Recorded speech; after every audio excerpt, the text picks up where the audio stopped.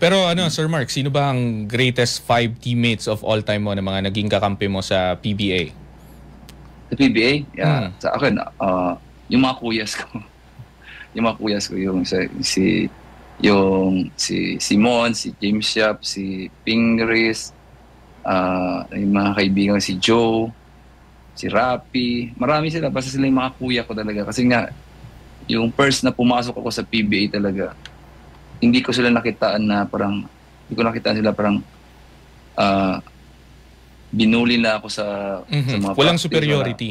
Wala talaga. Wala kang makitang gano'n na parang in-embrace nila ako sa rookie.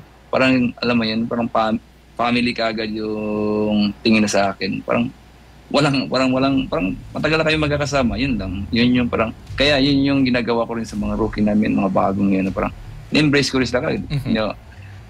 Ino-open up ka yung mga ano yung kailangan ng gawin, gano'n. So, bini-welcome ka agad. So, yun yung parang sa akin, tumatatak sa akin. Kaya nakikita ko yung mga yun, parang alam mo yun, iba yung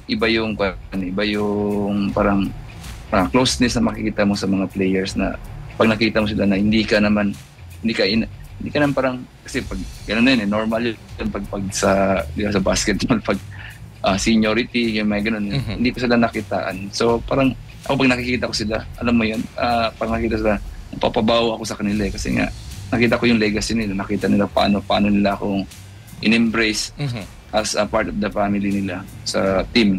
So yun yung parang dinadala-dala ko rin ngayon hanggang pag-retire ko sa basketball kasi yan na yung culture na nakita ko Kaya ako rin sa mga teammates ko na bago, nakita ko, i-welcome ko lagi.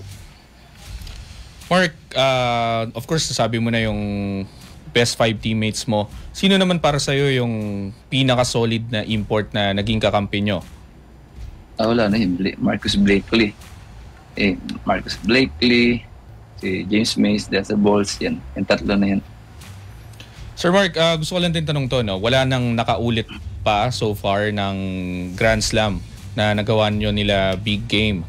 Tingin mo ano yung naging susi nung run nyo na yon at hanggang ngayon tinitingala pa rin yung core 5 nyo nun? Siguro yung chemistry talaga. Yung chemistry namin talaga. Kaya sabi ko, di ba, nung una pa lang pagpasok, rookie pa lang ako. Kasi nung Grand Slam, second year ko pa lang yun Second year ko pa lang yun. Papunta pang first, parang start ko lang ng second year ko yun Yun yung Grand Slam namin So kaya, yun yung key doon yung chemistry, about isa na ni-welcome nila ako. Kaya, ang bilis ng adjustment ko lang para sa team. So yun, parang alam mo yun, parang hindi ka na nag-iisip na may seniority dito, walang ganun na. So parang pantay-pantay lahat. So yun lang yung susi doon.